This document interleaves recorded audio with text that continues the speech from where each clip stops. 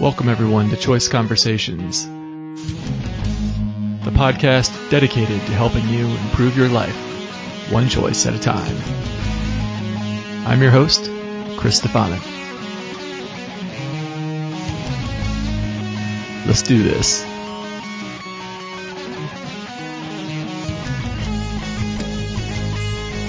Hey gang, I've got a question for you today. Have you ever wondered what your purpose is in life? Or maybe how you could live your life with more purpose? Today, I'm bringing you a discussion I had with Berg, and we're going to dive into that topic deep.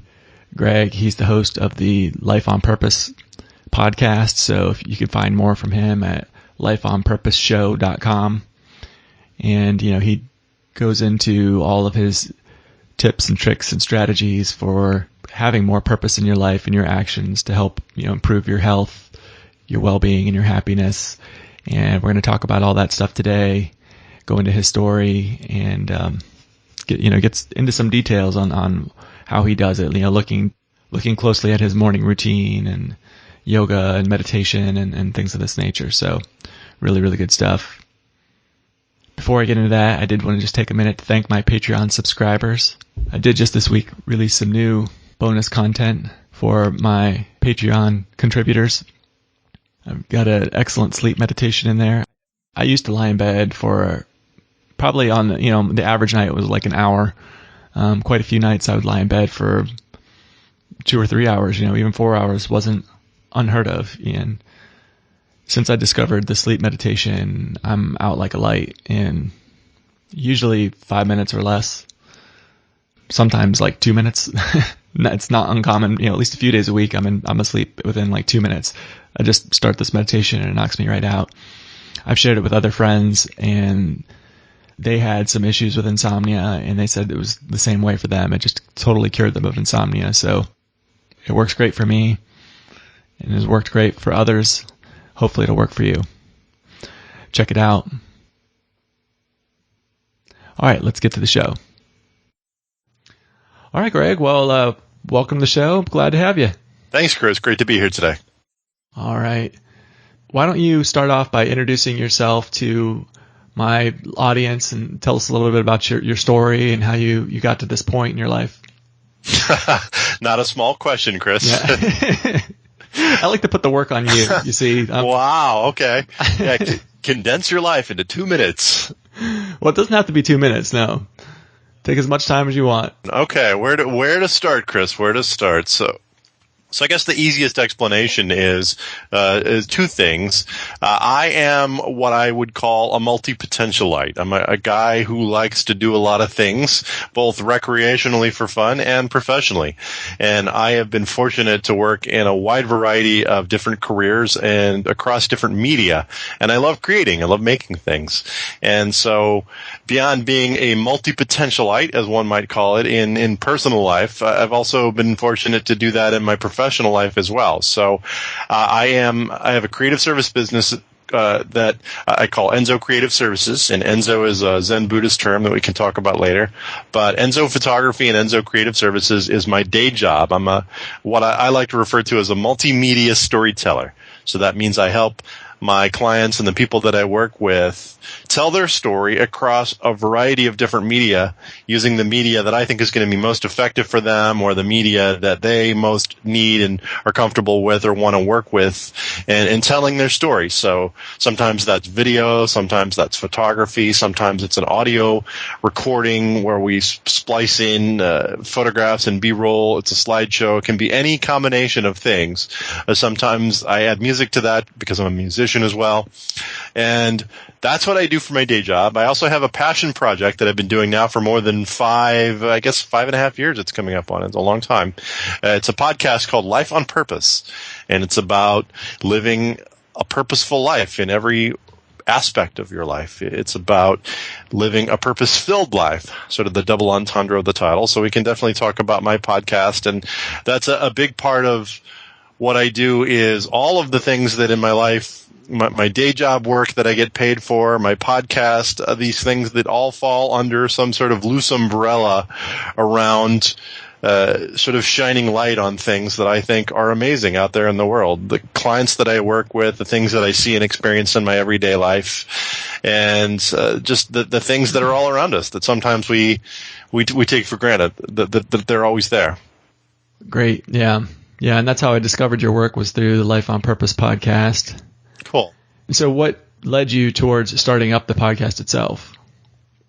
Well, I'll try to make this short. It's a little long, winding road that led to that, as many things in our lives are. But I worked in radio when I was younger. I'll date myself here, but I worked in college radio and community radio in the 80s and early 90s, and then worked my way up to commercial radio. Was my first sort of real career out of college, after like pizza delivery and whatever else I was doing to pay the bills as a younger person for a while. But I worked in radio for a number of years. I was an FM radio DJ, worked in the music side, but always was interested in and fascinated by the interview world, people doing interviews. I grew up in St. Louis, Missouri, which had a very strong tradition of radio in that community, both AM and FM, on both sides. And I always loved the art of a great interview. I loved great conversation. And so those seeds were always there. And in my professional work, as I mentioned, in those days, in the 90s, I was a music DJ, but I liked to introduce people to new music that was exciting to me. I liked to tell stories around the music. And I also produced two different syndicated radio shows for a while in that era. So that at the time, I guess, went out to about 20, 25 different markets around the United States. And so I had a background in radio. I always loved the medium, but in the mid to late 90s, I got out of that work. I got out of that world for a variety of reasons. It wasn't satisfying to me. I felt like I was sort of just a commercial salesman for things that I didn't necessarily believe in and support. And it's a tough life to make work, and the industry was changing, and I just decided to sort of step away from it. So in a way, I put it in a drawer. I put that in a drawer. And I was away from it for about 15 years. And then in 2011, I was at a conference in Portland, Oregon, this amazing gathering of, that year it was 500 people, I believe, from people around the world who had gathered to hang out at this thing called WDS. It's sort of a tongue-in-cheek name. It stands for World Domination Summit, which to this day my father thinks is some political thing.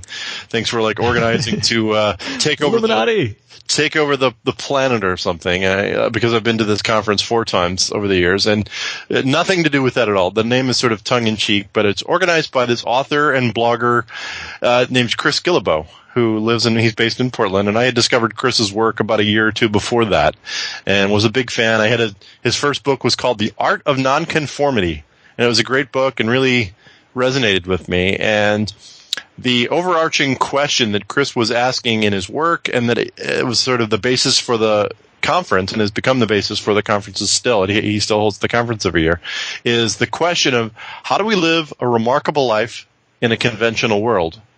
And I love that. I love that question. It was people who were trying to answer that question in their own way. And so-called nonconformists, all of us gathered in Portland that year. And it was an amazing weekend. We had speakers, a number of whom I was already familiar with, people like Jonathan Fields and Pamela Slim and Danielle Laporte, and some bloggers that I was really into, authors, bloggers, creatives, a number of people that I had no idea who they were, that I had just met. And the participants in the conference were all people that either were already or talking and thinking about doing some sort of great, amazing work in the world, changing the world in their own way. And I love that. And so on the airplane ride home, I was just furiously scribbling notes, thinking, okay, how can I contribute to this? What's my piece of all this? How can I contribute to these conversations, to this world? And in the past 6 months before the conference, I had been helping out a friend of mine here in San Diego. He's a metalsmith, and I'm not a metalsmith. I knew nothing about metalsmithing at the time, but he wanted to start a podcast about metalsmithing. And a friend of mine, super cool guy, very talented teacher and artist. And so we had started I had helped him start a show on the Blog Talk Radio Network, which was a very easy way to get a podcast going in those days, and it's still around. Has some limitations, but a very easy way to get your podcast going, especially if you're a beginner. And so I had helped Jay, my friend, start his podcast, I think he had actually started it with somebody else, but I'd sort of taken over and was acting as his producer and sidekick on the show. And so just the light bulb went on, like, wait, this is so easy. You have a background in radio. You know how to do all this stuff. Like, why don't you start your own podcast and have conversations around these things? And so I did that. In July of 2011, I launched my first podcast. It was called Radio Enzo, Tools and Inspiration for Conscious Living, which is quite a mouthful.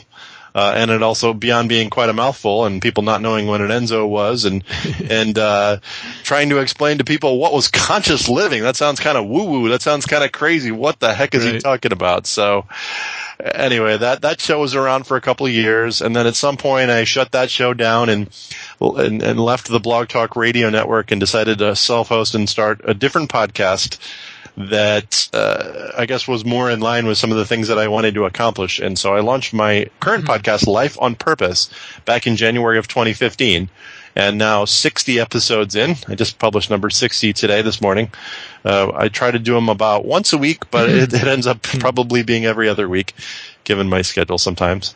So I put out an hour-long conversation, an in-depth conversation with various people who are trying to do that, to live their life on purpose and have tools and strategies and tips for doing so, for living a life on purpose. Right. Yeah, it's interesting that you already had these skills coming from that radio background, and then you ended up on Blog Talk Radio, which is like the worst audio quality out there. It's really, really bad.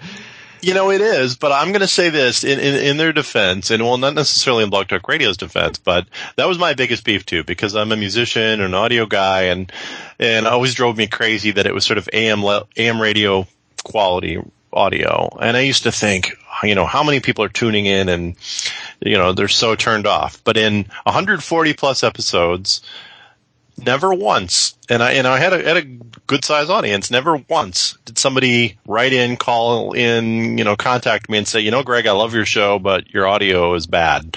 I'm not going to listen anymore, or it kept them from listening, enjoying, or having the impact that it made. Because when you think about it, people are driving around in a car, they listen to AM radio, they listen to whatever is there. And so, yeah, the perfectionist in me and the perfectionist in all of us podcasters, we want to have the big boom sounding, great audio. That was part of what I wanted to do with Life on Purpose, is to control that aspect and have much better audio, which I do. And so it's nice. But in the end, I don't think it mattered. I think that the content is key, and I think that all of the other things are peripheral. And I think we tend to, as podcasters, sort of emphasize in our minds the importance of things like audio quality. Yeah, you could be right. There are some people that will turn podcasts down that don't have good audio quality. That's what, quote unquote, they tell me. That some people will just they give it a minute, and if it's bad audio, they're like, yeah, I'm not even going to give the show a chance. Who knows how true that is? I actually have contacted more than one podcaster and been like, your audio is not so great. Here's what you could do to improve it. I recommend you try this. Right. And I've done that numerous times, but it didn't stop me from listening to the show, though. The content was good. I was there. Well, there you go. So you proved my point, right? The content is the key, right? Yeah. So, I waffled on that, and so I'm happy to have much better audio now. That makes, it gives me peace of mind. But did it matter? I don't know. I can't answer that. Right.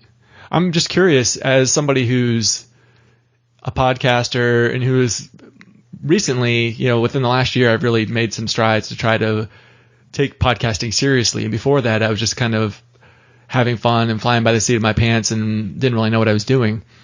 And now that I'm like a student of podcasting and trying to put out the best product I can, I'm wondering like what it's like for you coming from radio, like what the contrast, the differences between that. And I know it's a little different from, maybe what I would like to get into later in the podcast, right?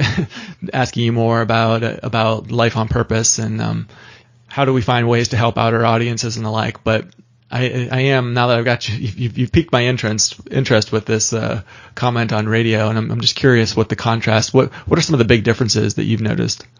I don't think there really are. I mean, I'm not sitting in you're sitting in a room by yourself, like I was when I worked in radio, similar. And the only difference really is the room that I was sitting in when I worked in radio was a room filled with much more expensive equipment, a better microphone, a computer, or things that were dedicated to, playing the music. There was, in those days, it was CD players and cart machines from the old days. They were like these they looked like 8-track tapes that you stick in this little machine. And sorry, my cat is howling in the background, if you can hear that. The best of us. Yes. So there really wasn't any difference. I mean, you're sitting in a room talking, having a conversation. And so I happen to be talking to you one-on-one, but if I was in a radio station and I was conducting an interview, I'd be doing the same thing. You'd actually probably be calling in on a phone, so the audio quality would be worse, and in those days it was, at least. And there really isn't any difference. It's just the best radio is people having a conversation that the audience just happens to be eavesdropping on. And so one of the best pieces of advice I ever got as a radio broadcaster early on was exactly that you're not, you just have to, you can't think about the fact that, okay, I'm broadcasting out to, 1,000, 5,000, 100,000 people, depending on what station you work at, the size of the audience, whatever. When you think of things that way, it can become very intimidating, and what you're going to do is, the quality won't be as good as if you just remember that you're having a conversation with your audience. You're having a one-on-one conversation in the exact same way that you and I are having a conversation here on the podcast. So to be honest, it's no different at all. Yeah. Yeah. And radio has changed a lot over the years. Now, I mean, I have one of my friends is a DJ, and he records it at home. He doesn't record them live. So he'll record all of his bits. This is for like music radio, right? He records them. They send him the script of what he has to say. He records them at home or on the road. He can be out traveling. I'll meet up with him at conferences and stuff because we live in different cities, but he's one of my clients, right? So sometimes we meet up at conferences, and he'll be like, "Yeah, I got to go back to the hotel room and record some of my DJ sets," Yeah, so it's not really any different then. Yeah, and then they just insert it the next day and into the radio program. So yeah, it's really changed. And now the equipment, you can have really high end equipment for relatively cheap, compared to what it used to be. It doesn't take much. I mean, a $100 mic sounds pretty darn good, and isn't that much different from a $300 mic, which is at this point a $300 mic. If you get the right $300 mic, is like indistinguishable by the human ear from like the highest quality $2,000 mic, right? So yeah, we used to use when I worked in radio. There were RE20s, Audio Technica, maybe I forget the manufacturer, but they were called RE20s. It was the standard radio mic that every station used, and they sounded great, and they made everybody sound like this, and But like you said, you can buy the equivalent of that mic for $300 now and have it in your home. It'd sound the same. I'm on a headset right now, but if I had I have another mic here in my studio, it takes a bit more time to set up. But yeah, if I set that up, it would sound exactly as if I were in a good radio station. It wouldn't sound any different. So it's crazy the world we live in today. Right. Yeah. No, it's fantastic. So, and like you, I'm also a musician. So I love the recording equipment that I have. My mixer is like a $200 mixer. It included the software that comes with it. It's got Pro Tools. And it's like I've got better recording equipment than the Beatles had for like $200. Yeah. It's really cool how what we have at our fingertips today. So yeah, it is. And I guess with that in mind, that kind of ties into where I would like the conversation to go. I'm so grateful to be living in these times. I would not want to be living, yesterday, let alone 10 years ago, let alone, 100 years ago. I just feel like things just keep getting better and better. If you turn on the TV, there's a lot of, gloom and doom, and, it's just, CNN is just one negative story after another, right? Yeah. But it's, if you turn all that off and actually pay attention and think about how lucky we are right now, it's just like, there is no better time to be living than right now. Yeah, there's never been a time in human history where we had access to every bit of wisdom, every bit of positive thing, every thing we would want to learn, without having to spend thousands of dollars and travel halfway around the world and go study with a particular teacher. I mean, you can go out on iTunes and download free classes from Stanford or Harvard. You can learn any software you want to learn, through a variety of different platforms. You can study the great wisdom traditions of the world. Every possible thing you could ever want to learn or study is available to you. So yeah, these are tremendous times. We've never lived in a time like this. And for me, that's, as you said, it's a giant blessing, and it's all about choice. It's all about the choices that we make, which, today, getting back to my show, being purposeful with your life. Turn off CNN, cut the cable, turn off the noise, and make purposeful choices about what you want to digest at an energetic level, at a mental level, at a psychological level, because those things influence and impact your life in not just small ways. That changes your life when you do that. Right. So with that in mind, what changes have you implemented that have really brought the most improvement to your life? Well, I think at some level I've probably changed almost everything over the course of the past 20 years. It's been a long journey for me, a journey of seeking and a journey of being more purposeful and finding and building the life that I want. And it was always about looking at the things that had happened to me and trying to be reflective about them, and then making different choices. And making sometimes bold, scary choices to have the life that I wanted to live. And so there's a wide variety of different things that I did over the years in every area of my life to make that happen. But I think the biggest thing for me on a daily basis is I have a morning routine. And I think that habits and routines are really crucial. And so every day I have a 2-hour morning routine.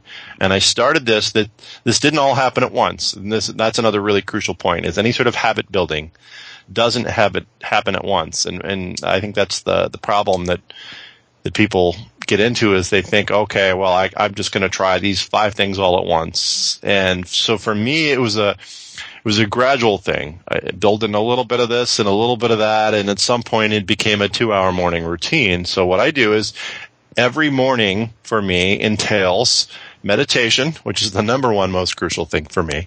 Nice. Walking, which is physical exercise, and as part of the walking, I'm also, on most mornings when I'm walking, and it's always in the morning first thing, I'm also photographing, sometimes with my iPhone, just an easy photo thing. Sometimes I bring out my real camera, my Canon, and real camera, quote unquote. It's sort of a mindful photo walk. So I'm walking, I'm being mindful, I'm trying to capture the things that I see around me, and then when I come back, I spend a few minutes processing and sharing those things. So I get to be creative every morning. And then breakfast, shower, the normal things you would do in your morning. But for me, the walking and the meditation are really the crucial parts, because I get physical activity to start every day.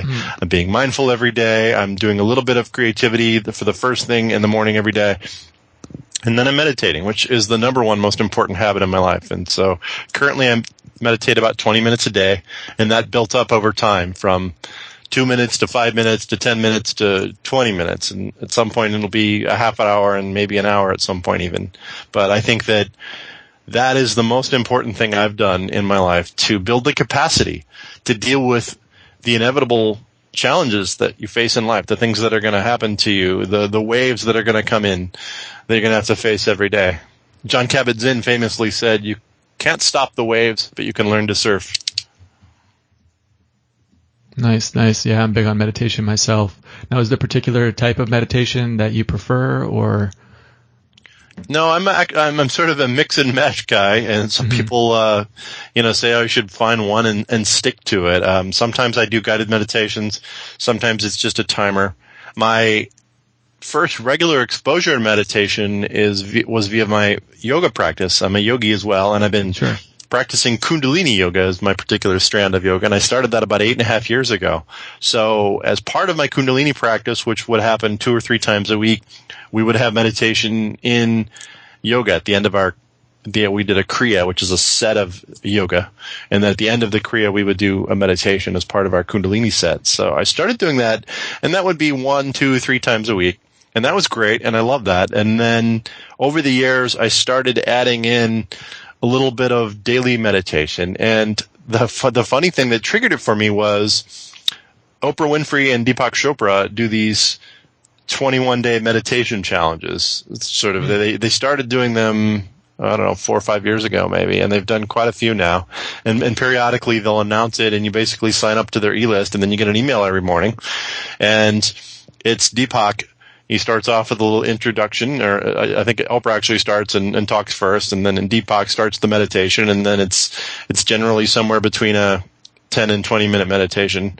And I started doing those when they would hold those challenges, and they would do it for 21 days. And that started to build the capacity for me and for me to see the benefits of a regular meditation practice. And so then when the meditation challenge would end, I would just continue on my own. And then for me, the biggest tool was, and tools are really important for me, and habit change and habit building, was an app called Insight Timer that my friend Christopher Carter turned me on to about 3 years ago.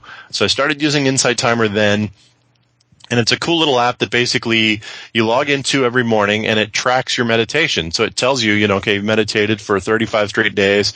And not only that, it'll say you're currently meditating with 3,000 people around the world. And then you can make friends on there like Facebook, and they can ping each other. Thanks for meditating with me, which is just kind of fun. But I don't do that very often. Mostly it's just seeing that, okay, here I am meditating at the same time with thousands of people around the world. They're there. And then the app itself, in a very handy way, has guided meditations that you can bookmark or you can search, and there's hundreds of them on there now. So you can find different meditations at a different time, different styles, different things that resonate with you, and you can bookmark those. So on a particular day, if I'm feeling like, okay, I'm really stressed out today, or I'm just wiped out, tired, I need to, I'd love to do a guided meditation for relaxing. And there's a bunch of those on there, and I do that. Or maybe one, I just want silence. I'll just run the timer itself. Or maybe one day, I'm looking for some other thing that I'm feeling like I need that day. And so I find that. And so the Insight Timer app was big for me. Yeah, so we've definitely meditated together then, because I use the Insight Timer app myself. So, and I see that, you're meditating with 2,000 people. Yeah, I love that. And I'm sure that somewhere along the way that we've meditated together. So that's pretty cool. Nice. Yeah, and I like you, I will do different styles of meditation. I will just pick whatever I feel I need that day, and there are a variety of different ones that I'll try, sometimes guided, sometimes just silence or with some white noise or something like that. Yeah. Yeah, and I'm also like a huge fan of morning routines. I did a whole podcast on my morning routine. It's a part of the My Life series where I talk about my tips and tricks that I've used, my life hacks to help improve my own life. And so that was My Life series part 2, my morning routine. And yeah, I mean, it built up over time. You add one habit here, you add one habit there. Sometimes you try one for a while and you move on, it doesn't fit. But yeah, because there's all these things. I'm a student and always learning and reading and trying new things. And when I find something really good, then I work it into my routine and make it a habit.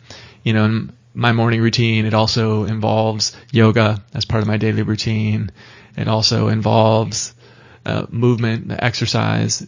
I walk every day, and in the summer that walking is first thing in the morning. Especially living in North Carolina. Right, yeah, it's by necessity with the heat. Right, yeah, it gets hot, and but by the same token, in the winter, I then flip to like the warmest part of the day to walk. So it's not always walking is part of my daily routine, but it's not always part of my morning routine. It's seasonal depending on where it falls. So yeah, that's where I'm lucky living in San Diego. That's one of the great benefits of being here. So lucky in that regard. Right, yeah. And you had talked about Kundalini. Mm-hmm. Could you maybe describe how that might differ from just your like standard run-of-the-mill yoga? Is it an easy explanation? Yeah, so Kundalini was essentially brought to the United States in the late 1960s by a guy named Yogi Bhajan, and Bhajan, depending on how you pronounce it. It's like very well named gentleman. Yes, Bhajan, and Yogi Bhajan basically took some ancient yogic practices from India and sort of cobbled a few different things together and created this sort of new / ancient strand that he brought. But what sets Kundalini apart and what attracted me to Kundalini was it's known as the yoga of emotion, and we do a lot of breath work and a lot of work around the sort of prana, if you will, pranayam, which really is something that I struggled with as a younger person, as a younger adult. And so dealing with crazy emotions and all the emotion of life. And so Kundalini is not as physical as many types of yoga. We certainly do poses, but you don't have a teacher walking around sort of molding you and making sure your pose is correct, perfectly correct. It's not about having the perfect posture or the perfect, holding a pose in a particular way or holding a pose in a particular manner for a long period of time. So you move through a series, a set, but it also involves chanting, which is quite a bit different from some yoga, and also some kirtan, which is singing. And so oftentimes at the beginning of class, my Kundalini teachers will ask, has anybody here, has everybody done Kundalini before? And people raise their hands, and has everybody done yoga before? And I always wonder the people that have never done any sort of yoga before, or if they've done sort of a general Hatha style yoga, Kundalini can be kind of weird for them. And I always wonder, okay, was that class too strange for them? Are they going to come back? It was sort of weirded that I'm out. But for me, it held an appeal that I can't quite explain. And I think one of my teachers puts it best. He always says, at the end, don't question this. Just at the end of class, how do you feel? How do you feel in your body?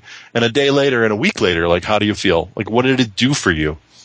And don't try to analyze it. Think, okay, this was weird. This was strange. What did we just do in this class? But, so I think that all of that appealed to me in some strange way. And it was just about the benefits. I felt like it was altered states of consciousness without drugs. Essentially, I was able to have a different conscious state coming out of the yoga than I did going in. And I found that beneficial and really cool. It's Kundalini crack, as some people call it. You definitely, if you got a good teacher that knows what they're doing and you do things right, you're going to come out of that class feeling different than you did going in. At a physical level, at a mental level, at a psychological level. You're going to feel the effects of that. It works for me. And so I like it. And the pranayama and the breath work was really important. It always is important with Kundalini yoga. So I think that's, to me, what sets Kundalini apart from other types of yoga that you find here in the United States. Yeah, that's very interesting. I definitely will check that out just to see if it, I like it, Yeah, it's not everybody's cup of tea, and I think that's okay. And I think the beautiful thing is that we live in a time and place where there are so many different types of yoga and mind-body practices, whether it's Tai Chi or yoga or any sort of thing that you could do. And it's about finding that thing that resonates with you, finding that thing that feels right to you. If you're going to go to a class and, friends or peers or people that you read that said, oh, this is what you should do, and you go there and it doesn't feel right to you, then try something else. Find the thing that resonates with you, because it can't feel like work. If you're going to start and maintain a practice over time, over years, hopefully, and it's going to be beneficial to you, then it has to be something that doesn't feel like work to you. It has to be something that you're excited to do and that you want to do. Right. And now for me, I get up early every day. I go to bed early, at least compared to what I think normal people are. I go to bed at 10 o'clock pretty much every night, weekends, holidays, you name it. And I get up between 5:30 and 6:30. I don't have any alarm, just whenever I roll out of bed. Nice. Every day, be it weekends or holidays, it doesn't matter. I still get up between 5:30 or 6:30, and I love that time in the morning to do my morning routine and get started. And I feel like, since I've implemented this morning routine and made some changes in my life, that by the time 8 or 9 o'clock rolls around, I've accomplished more in my day than what I used to accomplish in a whole day. Yeah. What time do you start? So I start my routine. I'm a little later than you, partially because I'm a musician and I play in a band. Mm-hmm. And so if I I think keeping a regular schedule is really crucial. I learned this years ago, like you. And so for me, if the band is playing or we have rehearsal or we have gigs, and it's tougher to sort of switch back and forth on my schedule. So I stay up a little later than you, and I get up at 7. So I sleep in a little bit. And my wife is a teacher, and she actually gets up at like 5:15 or 5:30. And on one hand, I think, okay, that would be great. I could accomplish a lot more, but if I go onto that schedule, I mean, she's ready to go to bed by 9, and I can't do that and then like turn around and if the band's playing, that doesn't work for me. I have to keep a regular schedule. So yeah, mine's a little different because of the band. Yeah, that's tough because being consistent to me, I found like I am so much better rested having that consistent schedule, and when it gets thrown off, I really notice that, and I don't like it. And so, one of my guilty pleasures is college football. And, I'm an Ohio State fan. Don't hold that against me. That's all right. No, I'm right. I went to University of Missouri, so we're not conflicting there. Right. But, so they have these games now. When I was growing up, it was rare for Ohio State to play a night game, but it's like they have like several every year. It feels like half their games sometimes. But so they had an 8:00 game this last Saturday that went to overtime, and it didn't end until like 12:15. At that point, I just watched my team play in an overtime game. I'm like wired up. Right, you're not ready to go to sleep. Right. I'm not ready for bed. I'm like calling up my buddies that were watching the game too, and can you believe this? Can you do that? And right. So I didn't get to bed till 1 a.m. But it took me like 2 days to recover from that. Right, to be back to what I would call 100%. It's one of those things. I should probably just record the games and watch them the next morning. That would be the ideal way to do it, and just avoid my phone, when I get up in the morning, Right. Don't look. Right. Cool. All right. Now you've got this podcast, A Life on Purpose, and you always ask your guests, what does living purposefully mean to you? And I guess I would just turn that back on you. Like, what does living purposefully mean to you? I think that it's sort of everything we've been talking about. It's creating a life for yourself where you're not just running on habits, patterns from when you were younger, things that, unconscious behaviors, unconscious things that oftentimes aren't really what we want.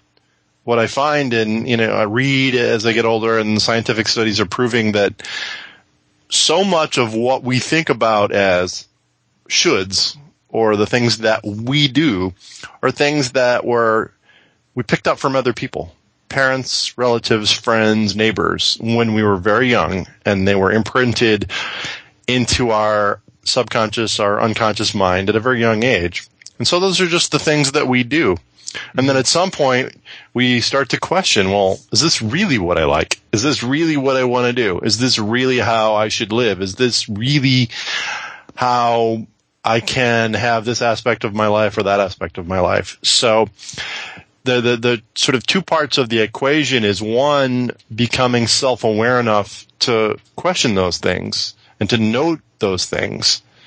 So you realize, okay, well, I've been eating this way, for instance, all of my life. I love these foods. This is what I love, and I drink soda. I love soda. Soda's great. It's a big thing for me. I grew up a soda junkie. I drank way too much soda, and working in radio doesn't help that. Especially I was an overnight DJ for years. And oh, wow. So I would have like 2 Mountain Dews, like through the course of my overnight shift in radio, sure. To help keep me awake, in the middle of the night and wired up. And I just think of all the giant amount of chemicals and sugar that I poured into my body over those years. And then after I left radio, I remember I had some medical tests, and they said, okay, you have to stop, you can't have any caffeine for 2 days or something before this test. And I thought, oh no, that's going to kill me. That's going to be hard.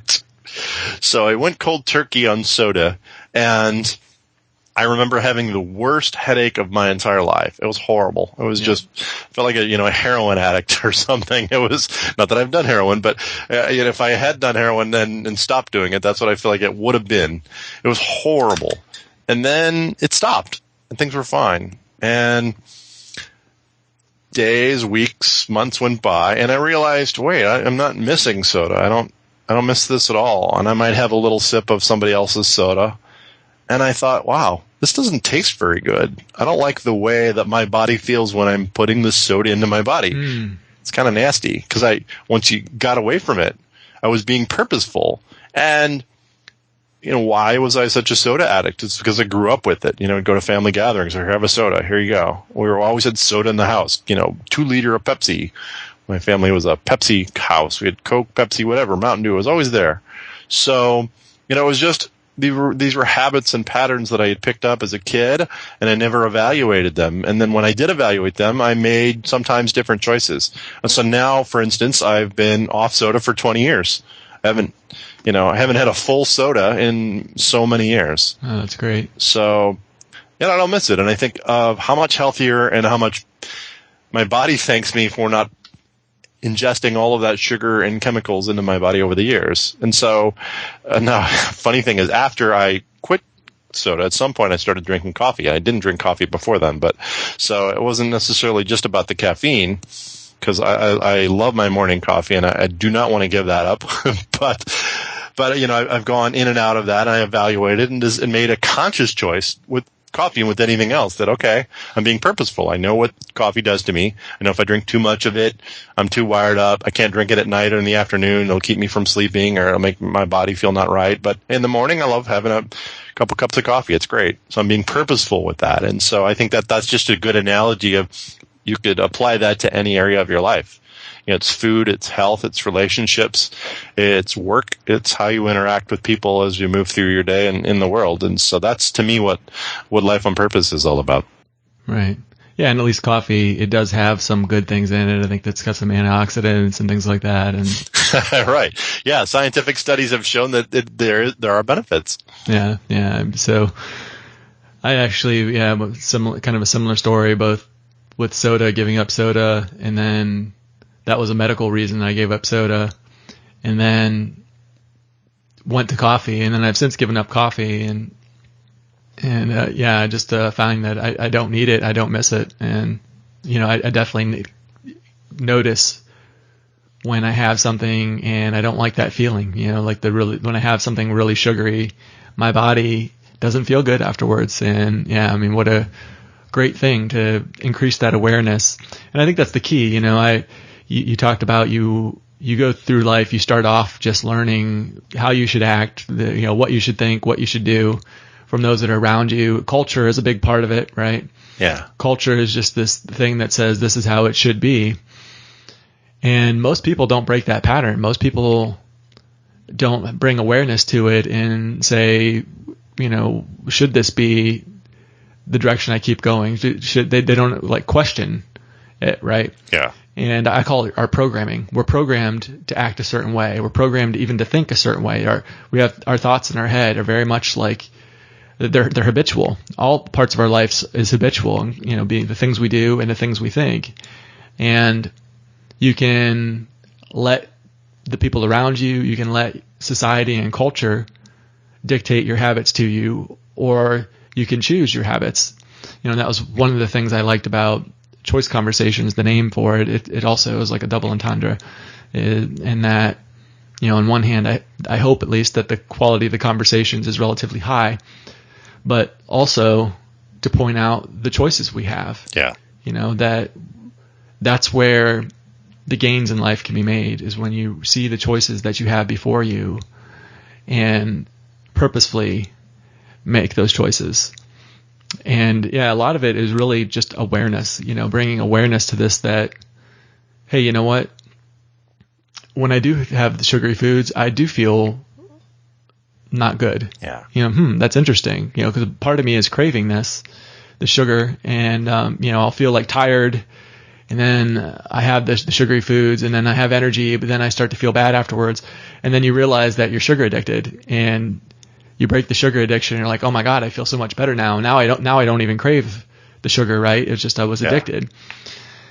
And and it's like you said, it's in all areas of your life. This awareness, these emotional responses to things are largely habitual. They're programmed, and you can change those emotional responses. Like when somebody comes at you and they're upset about something, and maybe your programmed response to that was to be defensive or to get angry. How dare they come at me like that or whatever. You can change that programming to be, when somebody comes at you and they're upset, that your emotional response is compassion for them and curiosity, really wanting to understand them. And I've seen this myself, and I mean, it's really powerful when you decide what your response is going to be to others, to realize you have choices. Yeah. And, you can't just like flip a switch and get there, right? But with work, with practice, with awareness, and studying, learning from others who have figured this out, right? And, you don't have to reinvent the wheel. The changes you can do in your life, it's just night and day. I feel like a completely different person than what I was, even just, 5 years ago, let alone 10 years ago. Yeah. Definitely not the same person at all. Yeah, no, two things that you just said really resonate with me. Number one is that, we were talking about meditation earlier, and for me, meditation just more than anything else has built a capacity for, number one, being self-aware, building that self-awareness, and then number two, being able to make different decisions when we're put in those situations where we have a choice. We always have a choice. And so that's part of the equation. And then number two is having tools and strategies for making that choice, for doing something different. And so that's, for me, a big part of my podcast is, and I think that I should have said this earlier, is that I want to learn, and I hope the audience wants to learn, and I'm giving them the opportunity to learn about tools and strategies for doing all that. And so it's sort of a life school. And in a way, I feel like every time I have a conversation with somebody on my show, I should be writing them a little check. Like, I'm going to life school. We're learning stuff. The audience is learning stuff. We're learning together. And there are things that I need to learn. That's why another adage that I bring up every week on my show, because I think it is the most true thing that I have come to realize in the course of doing 200 podcasts, is this notion, and it's been stated in a variety of different ways by different people, and I don't know what the origin is, but it's this notion that at some level we all teach that thing that we most need to learn. And that is a question you can ponder for the rest of your life. But why are you teaching this thing? It's because I need to learn it myself. And so then if you ask the audience to come along on that journey with you, I'm not coming on and saying I'm a guru, I know the answers.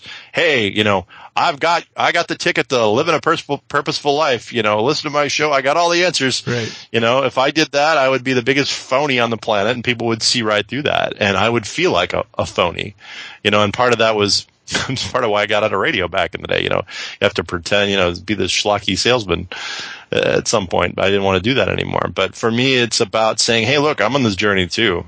I screw up. I'm trying to get this right too. I'm trying to be more purposeful with my own life. And so I'm learning these things. I need to learn these things.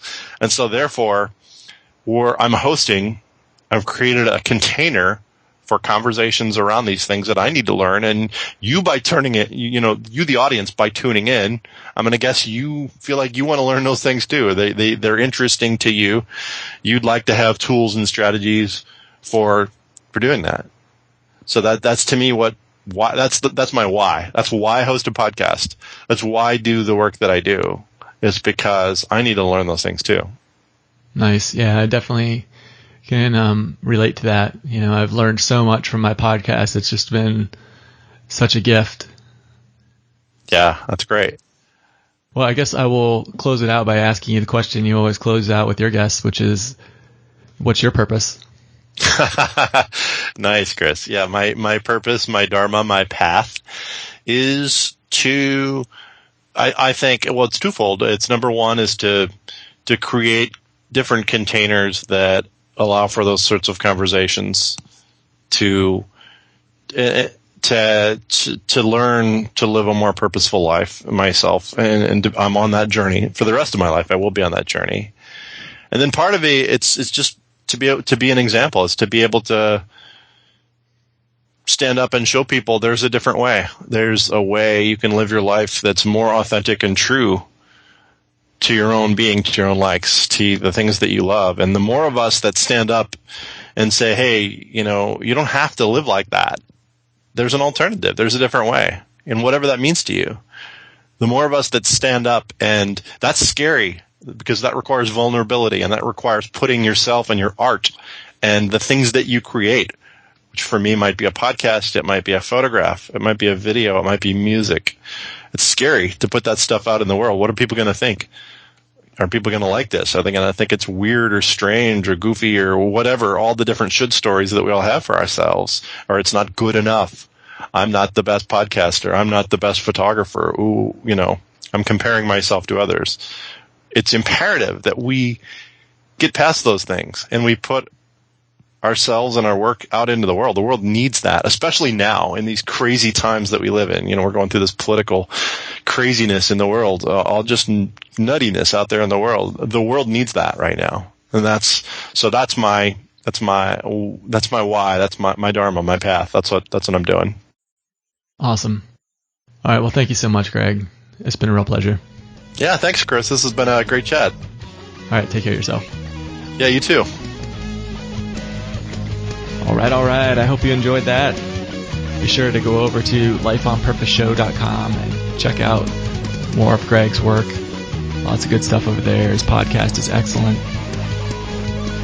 Also, just once again, want to thank my Patreon contributors, my Patreonites. You're beautiful. Thank you so much. And thank you each of you today for joining in. It is always great to have you along on this journey that I'm on with you. Have a great day. Or not. The choice is yours.